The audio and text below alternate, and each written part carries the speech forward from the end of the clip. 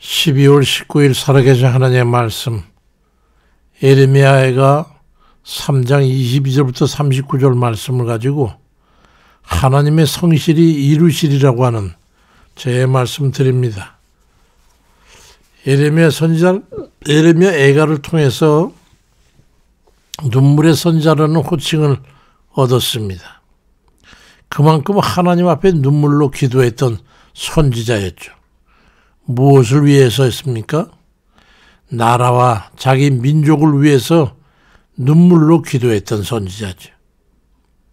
자기 자신의 억울한 서울음이나 슬픈 일을 그래서가 아니라 자기 민족의 폐역을 하나님 진노로 인해서 나라와 민족의 패망을 앞두고 자기 백성들이 당할 그 고난을 위해서 울 수밖에 없었습니다. 실제로 이스라엘 백성은 바벨론에 가지고 예루살렘 포위되었을 때 성에는 먹을 것이 없어가지고 하루는 이 집 자식을 잡아먹고 내일은 저 집 자식을 잡아먹었습니다. 그러다 성이 함락되니까 수많은 사람이 살육당하고 나머지는 전부 쓸만한 사람은 다 바벨론으로 끌려가게 됐죠. 그런 내용이 예레미야 2장에 기록되어 있습니다. 오늘 성경 본문은 멸망은 당하겠지만 하나님의 인자하심과 긍휼이 그 속에 있을 거라고 하는 희망의 말씀을 합니다. 예레미야 선지자는 자기 민족이 하나님 앞에 우상 숭배와 또 기타 지은 죄로 인해 가지고 고난을 당연히 받아야 되지만 그 고난은 차마 눈뜨고 볼 수 없는 그런 것이기 때문에 너무 슬퍼했어요. 그러한 이루 말할 수 없는 고난을 예견하면서 예레미야는 그렇지만 하나님의 심판은 당연하기 때문에 하나님의 심판을 돌이킬 수는 없지만은 하나님의 인자하심과 긍휼로 인한 진멸은 면하고 일부 씨만 남을 것이기 때문에 그러한 그 은혜마저도 하나님 앞에 성실하심에 감사하고 있는 겁니다. 예레미야 3장 22절 이하에 보니까 여호와의 인자와 긍휼이 무궁하심으로 우리가 진멸되지 아니함이니이다. 이것들이 아침마다 새로우니 주의 성심이 크시도다. 그렇게 고백하면서 눈물과 통곡으로 기도하고 있는 거예요. 그것이 얼마나 큰 자신과 긍휼하심인지 그는 알기 때문에 완전히 진멸되지 않고 소수라도 살아남게 돼가지고 새롭게 거듭날 그날을 기약할 수 있으니 정말로 감사하다는 그런 뜻입니다. 우리들이 죄와 악을 저지르면서도 그에 대한 심판이 다급하지 않다고 해서 매를 든 아버지의 눈치를 보면서 여전히 죄와 악을 저지르면서 살고자 한다면 그건 기어이 하나님의 진노가 임할 때 그걸 피할 수가 없고 자비와 긍휼을 얻을 수 없게 된다는 걸 알기 때문에 진멸당하지 않는 그것만으로도 감사로 받아들이고 있는 겁니다. 이스라엘 그 민족의 운명과 그 상황이 어땠었다는 것을 한번 생각해 봐야 됩니다. 자금에 우리 이 나라의 상황을 한번 살펴보시기 바랍니다. 뭔가 좀 비슷한 것 같지 않습니까? 이스라엘이 패망할 때 그 상황과 뭐 다른 게 있습니까? 모두가 좀비같이 정신이 미쳐 돌아가고 있는 것 같아요. 온갖 범죄로 전과범이 된 전력자가 영웅이 돼가지고 여전히 지은 죄에 대해서 재판을 받으면서 이리저리 회피하면서 법원에서 나오래도 법에 안 나가고 버티는 거예요.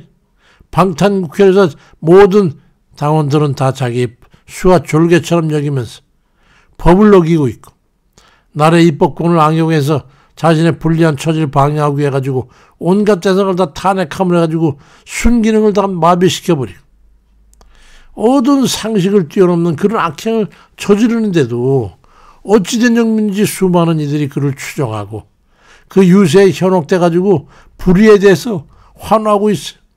더더구나 그리스도인들이 말이죠. 하나님께서 징벌의 대상으로 내치는 죽음에 이르게 하는 벌을 당하는 그런 동성애자들 그런까지 다 선호하는 그가 어떻게 그리스도인들께마저도 선호를 받는 거 보면 도무지 어떻게 되어들어간지 저것에 정신을 차릴 수가 없이 그의 유세를 들어보면 동생아지들을 옳다 가지고 입법을 통해서 그들을 옹호하고 역차별적으로 그들의 출세를 뭐 몇 프로까지 해가지고 돕고 학교에서도 편의적 교육을 강화하도록 하겠다고 하는 그런 확약을 남발하고 그 없선 대권을 잡으면 북한은 주장하는 것에 전적으로 수용해가지고 무슨 연방제니 무슨 토지 사유 국유화니 기업 국유화니 이런 공산당 초기 공산당 북한하고 똑같은 식으로 가겠다는 그렇게 유세하는데도 수많은 이들이 그걸 선하고 따르는 이게 도대체 어떻게 돼가는 노릇입니까 이게. 그 중에 하나만으로도 그는 용인돼서는 안 되는 존재가 아니냐 말이에요. 아무리 악화가 양화를 구축하는 세대라고는 하지만 자유민주주의를 표방하고 있는 이 나라에서 용납할 수 없는 그런 사상 개념이 노도같이 이 땅에 뒤덮여가고 있는 거예요. 밀물의 개포를 따라 들어오는 그 물 보셨습니까? 걸어 들어간 속도를 따르지 못할 만큼 그렇게 밀려든 거기에 빠지면 다 죽는 거예요. 어쩌다가 이 땅이 이리 된 것입니까? 나라가 망해가고 있다는 걸 못 느끼십니까? 이러한 때에 예레미야만 울어야 되는 거예요. 어떻게 우리 목에 올갈매를 씌울 그런 악한 자에게 손뼉을 쳐서 독려하고 있단 말입니까? 어떻게 돼가는 거예요? 60, 70년 전에는 조국 수호를 위해서 눈물과 통곡으로 기도하던 그 선열들의 기도가 헛되이 땅에 떨어지겠습니까? 용사들이 생명 바쳐 싸워 지키는 이 땅이 어떻게 이렇게도 빨리 힘없이 멸망의 길로 달려가고 있단 말입니까? 나는 사회주의라고 떠벌리던 자는 의인이 돼가지고 감옥을 향해서 걸어가고 그게 의인입니까? 이 시대의 모든 상황에 이스라엘이 멸망할 때의 형국과 너무나도 흡사한 상황이 전가되고 있는데 급전직하 추락하고 있는 이 나라의 운명 앞에 어찌 가가대소하는 그들을 갖다가 같이 손뼉치고 선호할 수 있단 말입니까? 그런 일에 대해서 예레미야는 몇 가지 권고의 말씀을 전하고 있어요. 하나님 말씀을 들으시길 바랍니다. 우리는 그리스도인 아니겠어요? 그렇다면 누구의 말을 듣고 모든 것을 판단해야 되겠습니까? 하나님의 말씀을 위배하는 이의 편에 서서 그를 옳다고 해서야 되겠습니까? 악인의 편에 서서 악을 선하다 할 수 있느냐 말입니다. 그리스도인들은 사상과 이념의 추종자들이 아니라 예수 그리스도의 추종자들임을 잊었단 말입니까? 논리적이고 합법적인 것처럼 위장한다고 그래가지고 악이 의로운 것이 될 수 있습니까? 선이 될 수가 있어요? 아사왕 시절에는 열왕기상 15장 1절 12절에 보니까 남색하는 자, 동성애자들이죠. 그 땅에 쫓아내고 그 조상들 그 지은 모든 우상을 없애버렸다고 기록하고 있어. 그 땅에서 쫓겨나면 다 죽는 거예요. 동성애는 저 천벌을 받았단 말이에요. 하나님 앞에. 오직 성경대로만 믿으시기 바랍니다. 하나님의 말씀에 성경 말씀을 믿는 그리스도인이라면 어떻게 동성애를 용인하는 편에 동조할 수 있단 말입니까? 그걸 옳다고 여기는 목회자들이 있다면 거기서 다 떠나시기 바랍니다. 그건 거짓 목자입니다. 돌로 쳐 죽여야 될 대상이었단 말이죠. 구약시대에는. 또한 재판을 굽게 해서는 안 됩니다. 죄를 저질렀으면 벌을 받아야 되는 것이지 재판관조 탄핵하면서 회피하는 거기에 어떻게 동조할 수 있습니까? 예레미야가 3장 35절에 지존자의 얼굴 앞에서 사람의 재판을 굽게 하는 것과 사람의 송사를 억울하게 하는 것 다 주께서 기쁘게 보시는 것이 아니라고 말씀하고 있어요. 아까 낮에도 친지에게서 전화를 와서 얘기하는 게 다 그런 자들이 옳다는 거예요. 무조건 그들이 옳다는 거예요. 그들에게 지금 짜있는 다 거짓이라. 어떻게 그렇게 거꾸로 돼도 완전히 뒤집어질 수가 있을까요?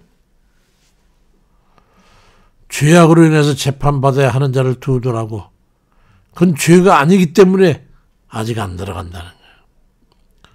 억울한 사람을 밟는 자들 반드시 하나님 앞에서 심판해서 밟으실 것임을 성경 말씀하고 있어요. 믿으십시오. 하나님께서 심판하실 겁니다. 예레미야가 3장 27절에 주의 명령이 아니면 누가 이것을 능히 말하여 이루게 할 수 있으랴. 화와 복이 지존자의 입으로부터 나오지 아니하느냐. 살아있는 사람은 자기 죄들 때문에 벌을 받느니 어찌 원망할 수 있으랴.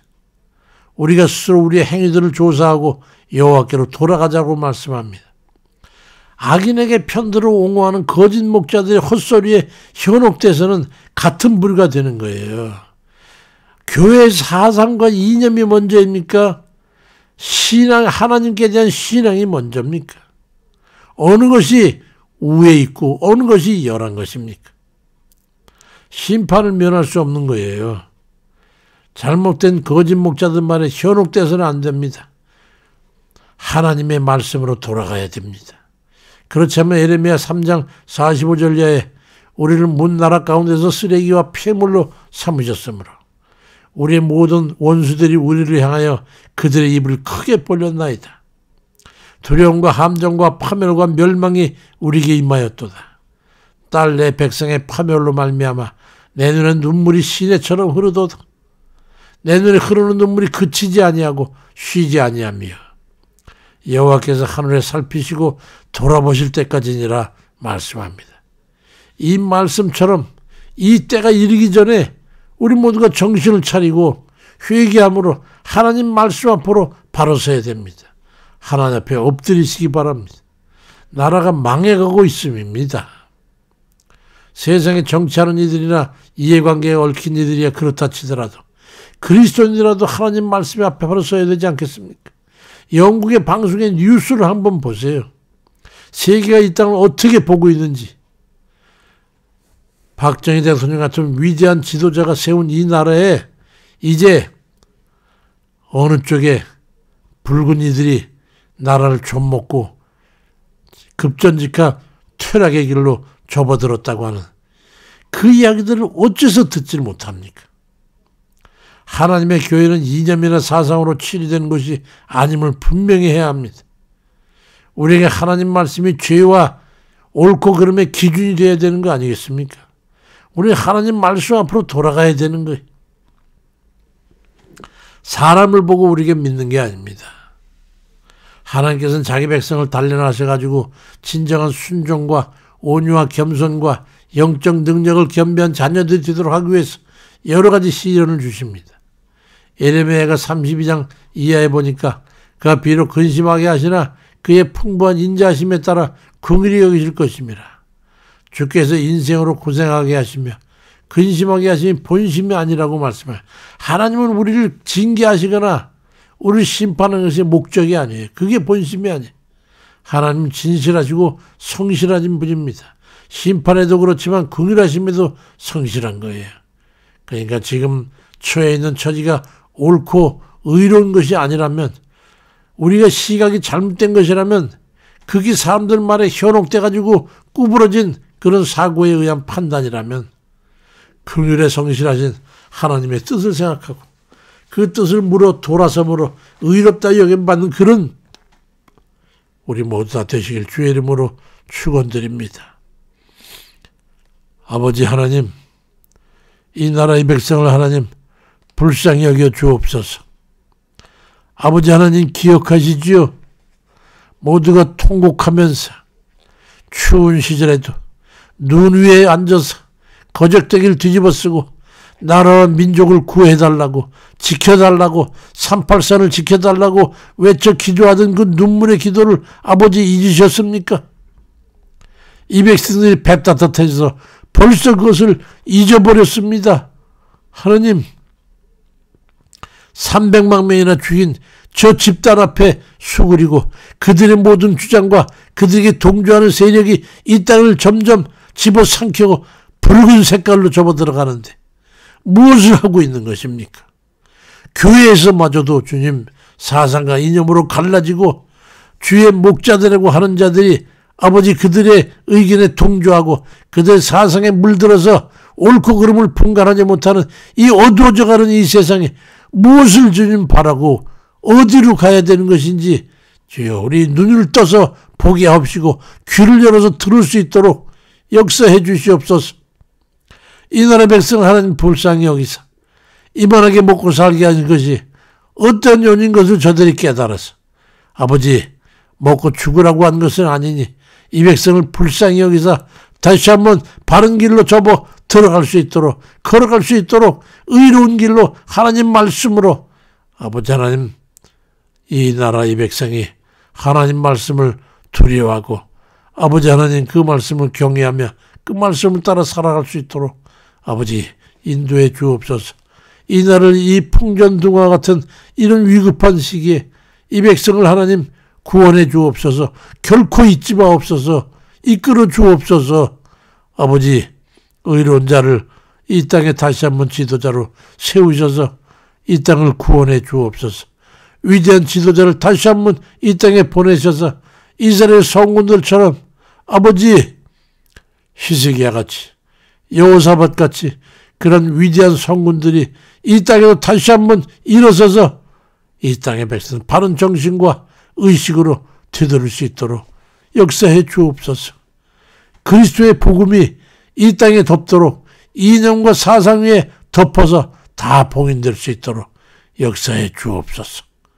오직 하나님을 경외하는 것이 모든 사람의 믿음의 근본임을 깨달아서 교회에서 그리스도인들이라도 먼저 깨닫고 돌이켜서 우리 주님 말씀 앞에 바로 서는 그런 역사를 허락해 주옵소서. 감사를 드리고 예수 그리스도의 이름으로 기도드립니다. 아멘입니다.